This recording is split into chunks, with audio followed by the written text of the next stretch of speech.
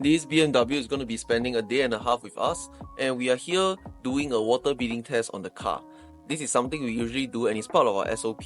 What this aims to achieve is for me to understand the car better so I know what to expect during the washing and also the paint correction process. There's one thing that I used to underestimate is how different cars can be like. Cars that are of the same brand, same model, even the same age, but as long as they have owners that have different driving styles or driving habits, the paint condition will end up being very different. So what this water beading test does is that it helps me understand what I'm dealing with so that during the paint correction or the washing process, I can optimize my game plan or change it in order to answer the problems or situations that I might face. But enough about me talking, let us prep the car for the paint correction.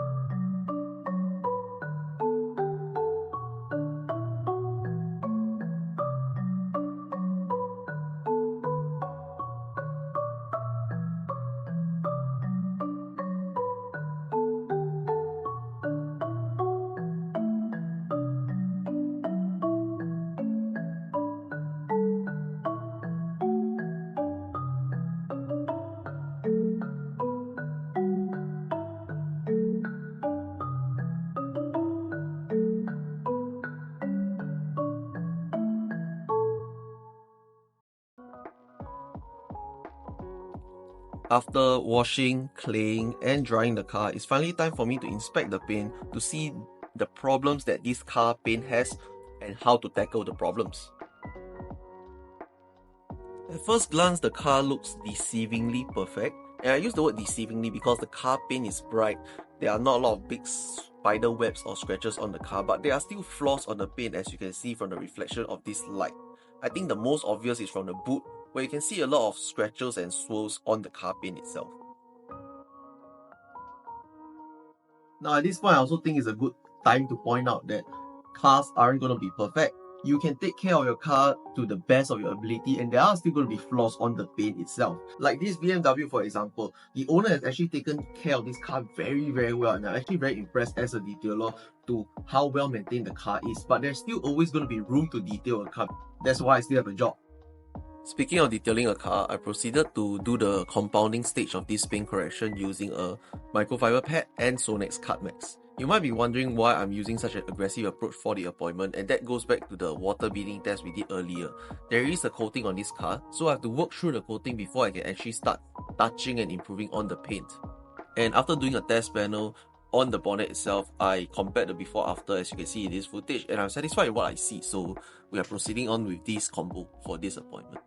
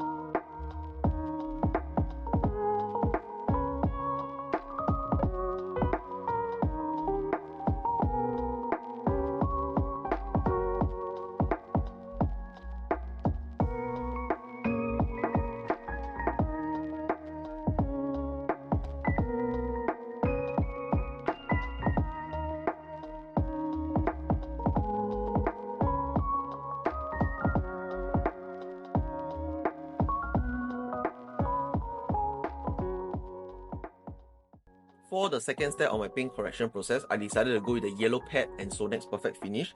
These two have always combined to give me a very good results that I need for the paint correction appointments. And also to add, when I'm doing my paint correction, I have the habit of priming my pad, which is why you see me add the product twice in this clip. I do that for all my pads actually, including the microfiber pad that in the previous step of the paint correction. I feel that this step gives me a better control over the product, especially for foam pads.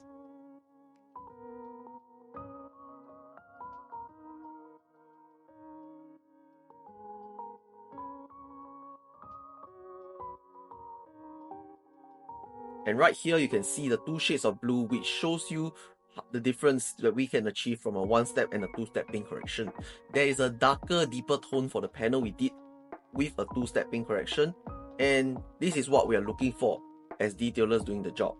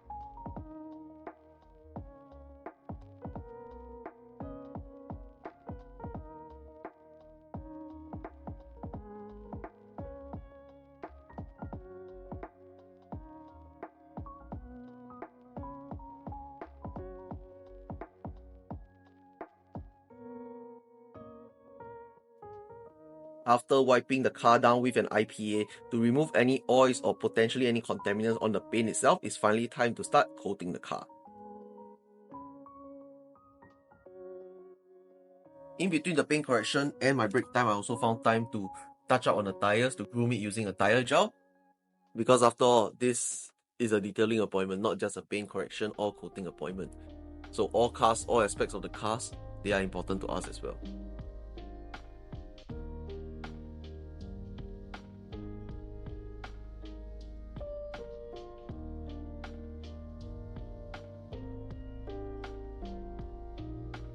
This car is due for a Quartz Plus appointment. Now Quartz Plus is our second tier highest package. It's just a tier lower than Kenzo. It comes with its own box and it's known for having this IGL Premier that Kenzo does not have in its own box. But today we won't be using the Premier because that has another purpose for it, for maintenance. Today instead we're going to be applying the base coat and the top coat, starting with the base coat.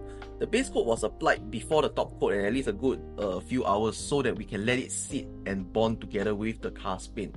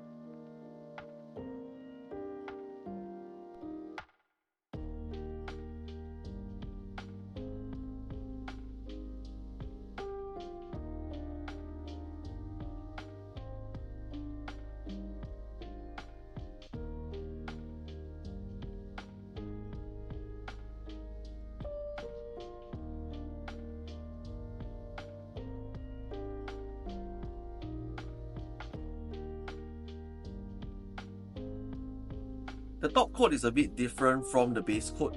As a detailer, I can definitely feel it because the top coat is a bit stickier. The contents of the coating is different from the base coat. And these two actually combine together to bond and create a layer of protection that acts as a barrier or shield from contaminants and your car paint. Now, to briefly describe how it feels like to put the top coat on, it's stickier, so the buffing time is a bit longer as compared to the base coat. And one thing that we keep telling our customers, or we advise our customers, is to give us enough time with the car so that we can work on it properly.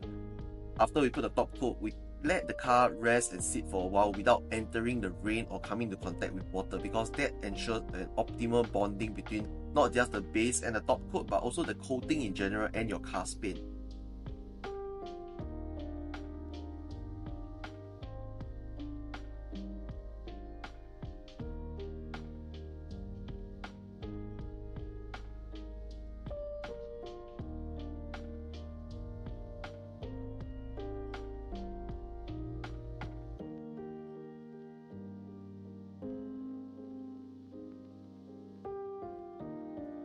Now on to the last few steps of our appointment. Our packages also include windows coating in it, and our choice of windows coating is the Chemicalguys Hydro View.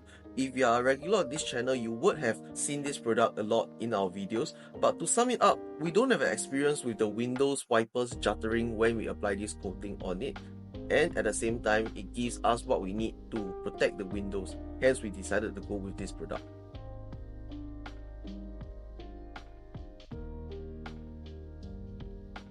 I ended the appointment with some help from Chemicalguys Black Light, a glaze product that increases the gloss of a car's paint, and we use that for this car due to the color of the car. There are other products that help with this, but for this appointment, this would be the most suitable.